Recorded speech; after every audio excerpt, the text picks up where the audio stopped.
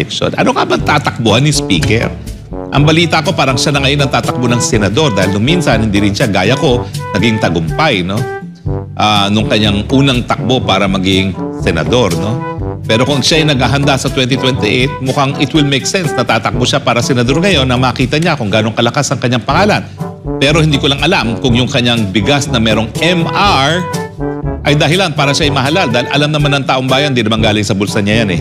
Yan ay galing sa mamamayang Pilipino. At ako'y nagtataka dahil ito parang kauna-unahang pagkakataon na ang speaker na bibigay ng MR na bigas. Eh hindi naman katungkulan yan ng legislatura. Pati yung pangalan ng pinsan niya, hindi man niya linagay. Eh yung pondo naman talaga niya na pamimigay mismo, eh galing sa ehekutibo at hindi naman po yan talagang budget ng legislatura. Although meron na siyang 1 magkano ba yun? 1.8 o 1.9 billion na confidential funds himself, no? Pero I'm sure, binibigyan din po niya yung mga kasama niya sa kamara niyan, no? Yung mga pabigay-bigay sa mga patay, no? Or baka dito nga nanggaling siguro. Pero ang duda ko, ito ay galing na sa pondo ng Line Department, no? Na siyempre ibinahagi ng kamara sa pamamagitan po ng General Appropriation Act. Pero hindi po yan galing kay Speaker. Galing po yan sa mamamayang Pilipino. Ako na nga nagsabi dyan doon sa spokesperson na ayaw naman niyang tanggapin. O ayan, ang pruweba. Nakipag-partner pa kayo sa isang tatakbo na pang-nasyonal na ahensya. O payag ba kayo na ganyan na lang po ang mangyayari na...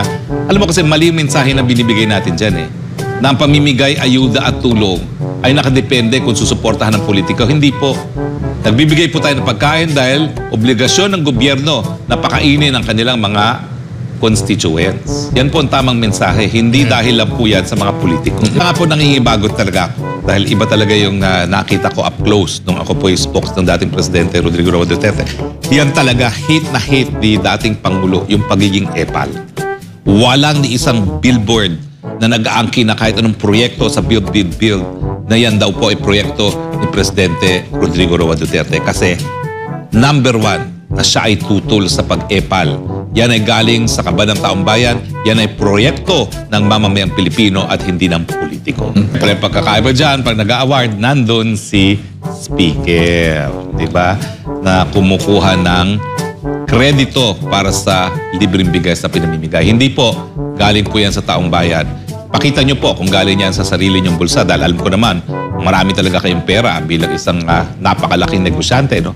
Eh mabuti po sana kung kayo talagang bumili niyan at kayo namimigay. Pero habang galing po yan sa kaba ng bayan, yan po ay proyekto ng taong bayan para sa taong bayan.